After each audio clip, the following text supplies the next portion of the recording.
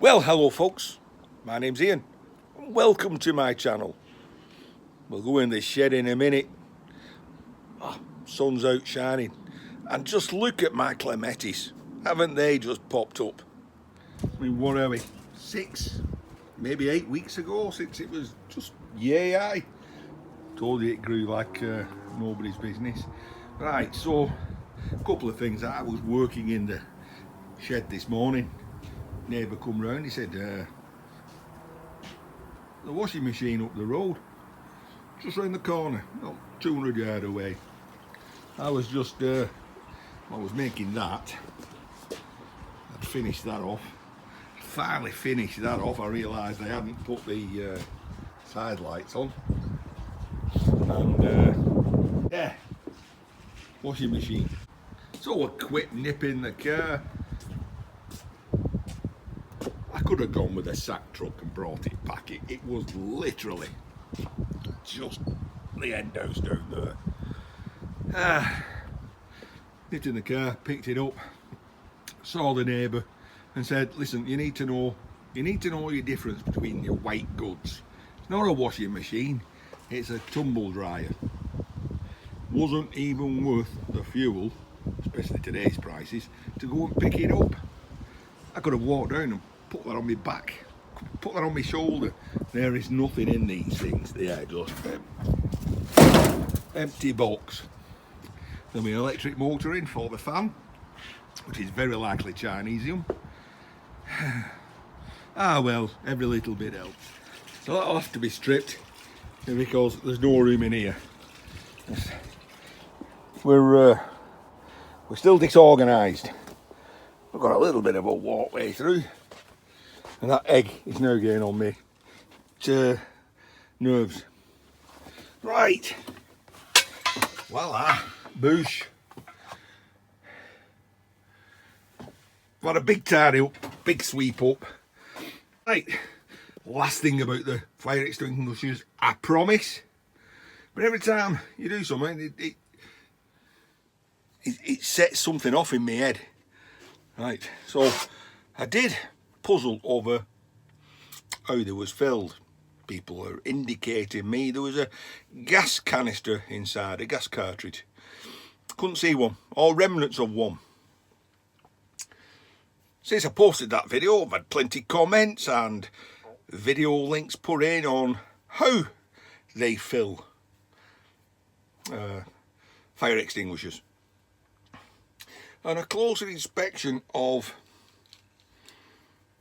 one of them shows you'll never see that focused, a Schrader valve down the middle. Schrader valve, like what's in a bicycle or car tyre. So that is the answer. They fill it up via the Schrader valve, which means, and Scrap Womble will breathe a sigh of relief, I'm not going to take one, undo one that's fully pressurised.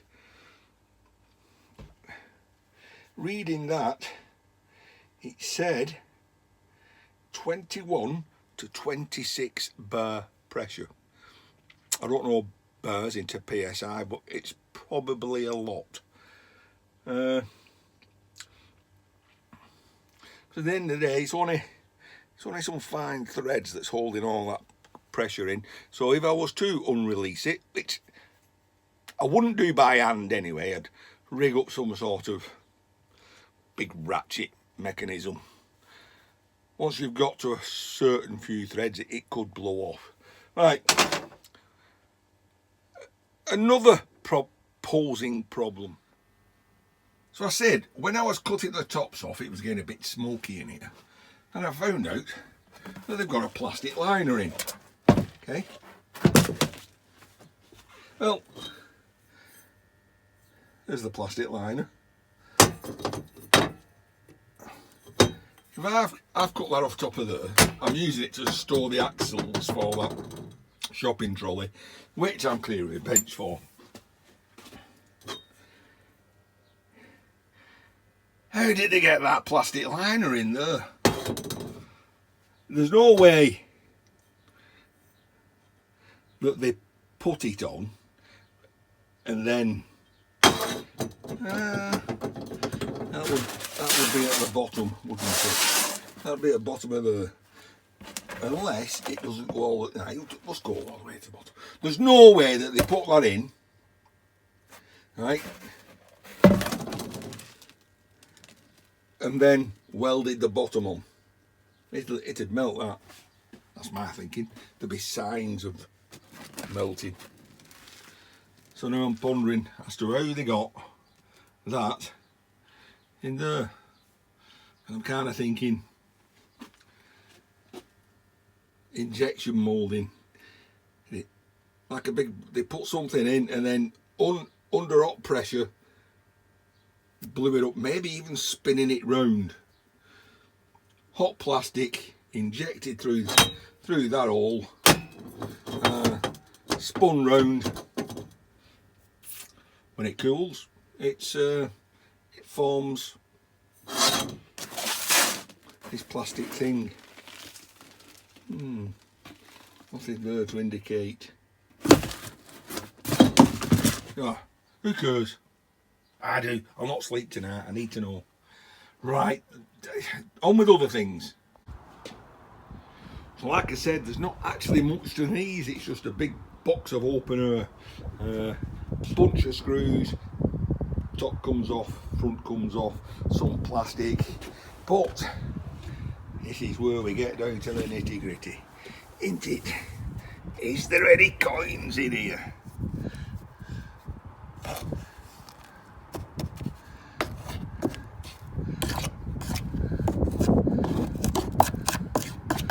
And the answer's no. Yes, sir.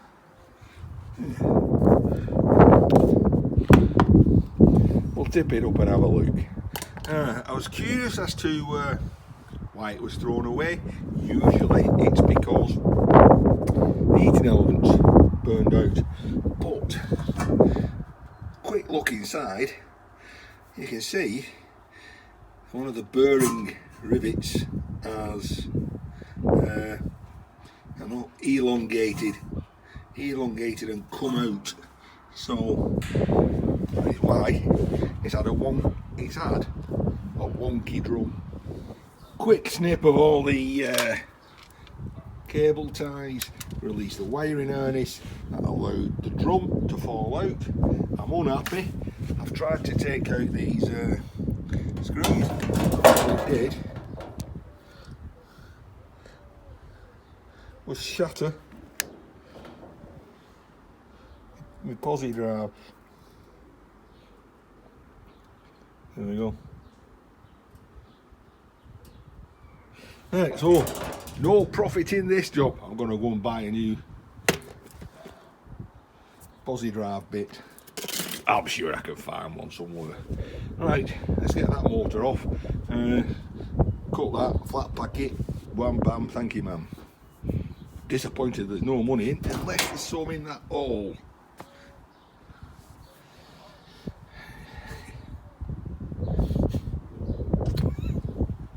No, I'm not going to stick my finger in an hole. Nope. Hate while I'm in trouble because all the fluff's doing a runner up the street. Because I like things being flat and I'm putting them in the car, they get the big, it's a whopper. Got them on. Right, I can either just bend it back.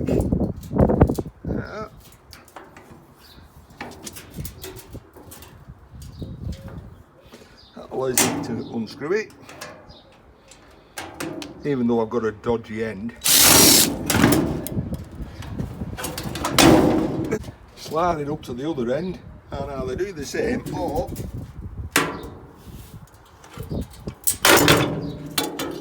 just brute force and ignorance. Right, this is the same drive that we let the foam off the other day to clean it. Oh, look at all this fluff, it's going everywhere. So with the casing flat packed, right, can't get them screws off, no problem. And there we go. Let's get the heating element out. Be a big ring inside. Houston, we have a problem. Well, I did say a whole lot of nothing. You can fill them up to enough. Yeah, full houses.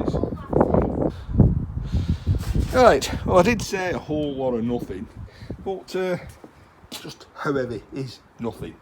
Alright, I don't know if this is going to work. Boosh. Well, that's bang on 5 kilos. 5 kilos for the empty drum. Yeah. Well,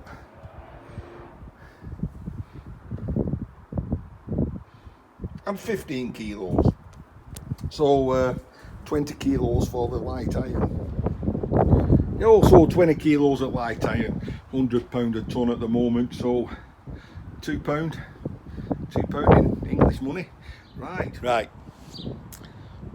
So doing all that grinding, all that welding, in quite a muggy, hot day, it's left me rather thirsty.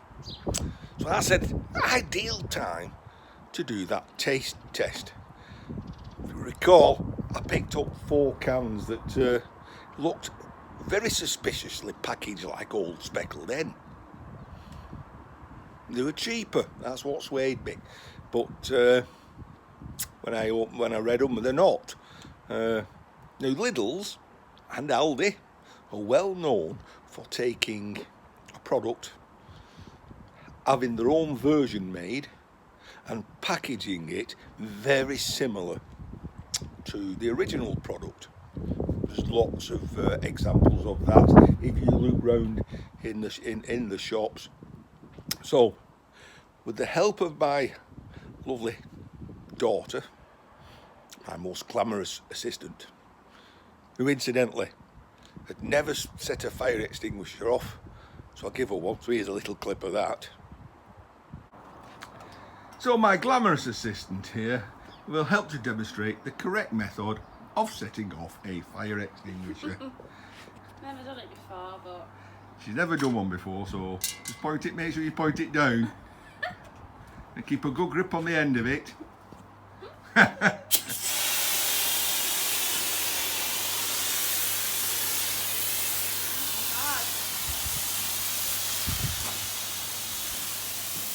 So there you go. How to set a fire extinguisher off. Thank you.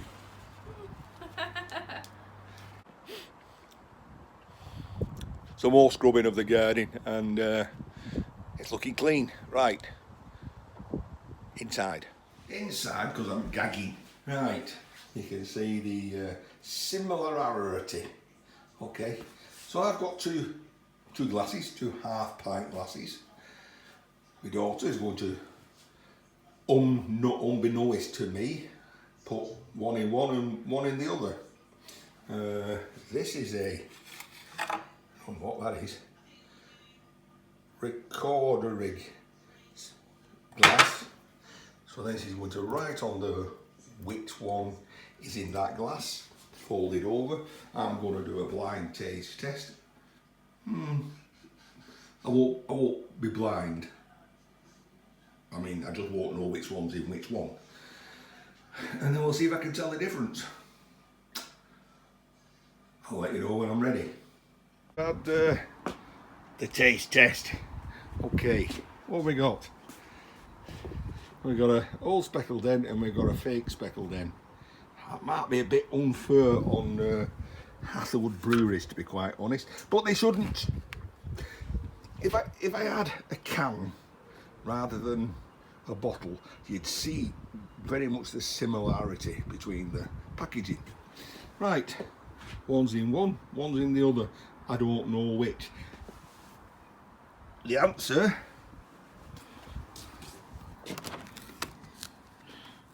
is on that piece of paper. So, not much of a do. Let's do a taste test. Well, there's a little bit of a breeze blowing. I don't know if it's going to affect the microphone, so we'll make it quick. Right,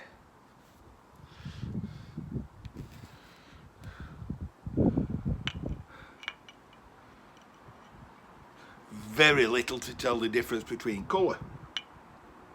Okay, it's been poured a while, so I can't go off the head really. So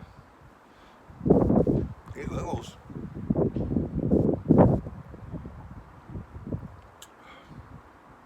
All speckled in.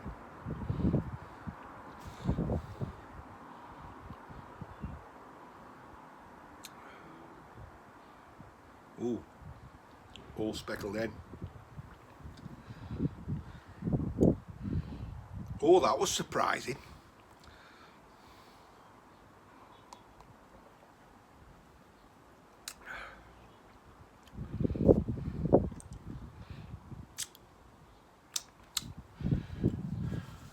It's not as easy as I thought it would be.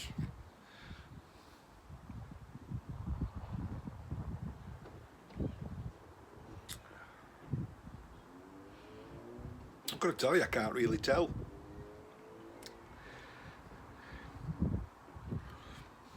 Okay.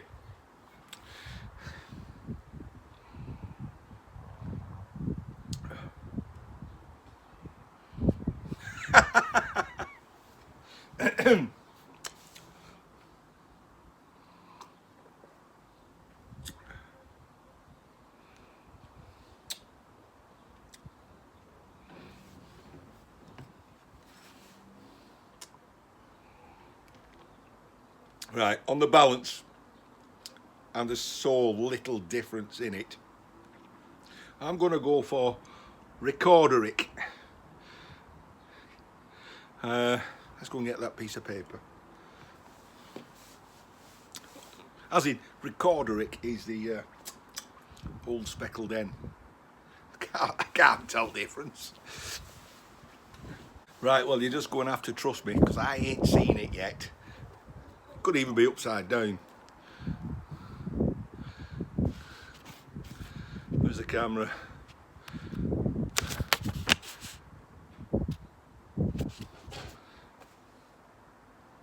Well, ain't that a surprise? The Recorderic, which I settled for in the end, is the fake one. Ain't that a surprise? Although I did say my very first taste that was all speckled in.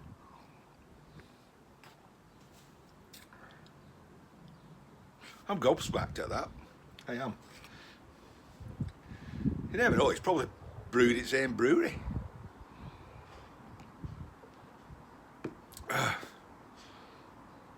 I can save some money now. I can buy the cheaper drink. So with that taste test over, and well, you know, rather surprising. Okay, back to the tumble dryer. So what did we get? We got about 20 kilos of lifetime. We got some singles cables. I'll strip that and make it singles. We've got a motor, which very likely is going to be Chinese young, but we'll see. Aluminium housing, bunch of screws. We got the feet, the leveling feet. I'm going to keep them because you never know when they're going to come in handy, but they also make good clamping knobs. Right, where did we end up to? The bearing was absolutely shot at. To get the bearing off, I had to take the screws off, which was easy enough with a manual screwdriver. But that one wouldn't come off, and if you struggle getting a screw off, you could just slit along it with an angle grinder and then use a flat. You get a lot more leverage. So that came out easy enough. Like I said, there's the bearing and there's the bit that come off. Right, that's about it. Apart from we've got the heating element, there didn't seem to be anything wrong with it. So mixing beer and electricity together we've wired it up to me quick connect, bang that shut. Right, we got two heating elements separated by a spacer. Have a look at it, doesn't look blown. Okay, so it's two heating elements, right? Those two are connected. So I'm going to say that's the return. And we got power going to one, and you'd have another power going to the other with a switch in between, giving you high heat or low heat. So we've got it on some wood. So I plug that in there, right, and I switch on. Right, what's that for? Well, if something gets hot, it's not my fire extinguisher. I've got plenty of fire extinguishers. If something gets hot, and you spray water on it, if it spits, you know it's hot. Okay, let's see if it goes bang. Nothing's gone bang. Is anything going hot?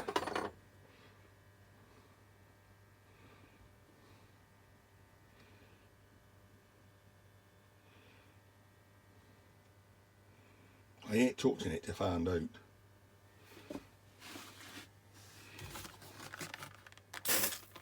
See? If it spits back at you, it's hot.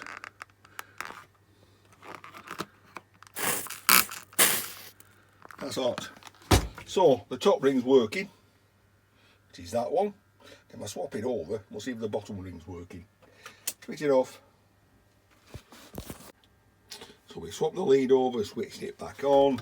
So this time the bottom ring should be getting hot.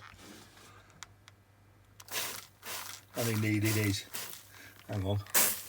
Well, the top one's hot. The top one's still hot. Well, if it gets hot enough, it'll burn that wood, won't it? Hang on down there. Yeah, look at that. Right. Love playing. That's off. So I could advertise that heating ring for sale. And I've just poured some more of my old speckled end into there, and you can see it's losing its fizz rather quickly, whereas the other one, the one which I said was old speckled end, had a head on for a good while. So can't say I'm disappointed or not.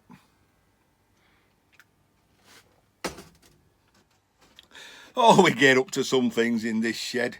Right, we're going to clear this bench off, and tomorrow I'm going to mend that, put some wheels on that trolley. Ian and his shed, what can I say? The fake fooled me. See you all soon. Take care.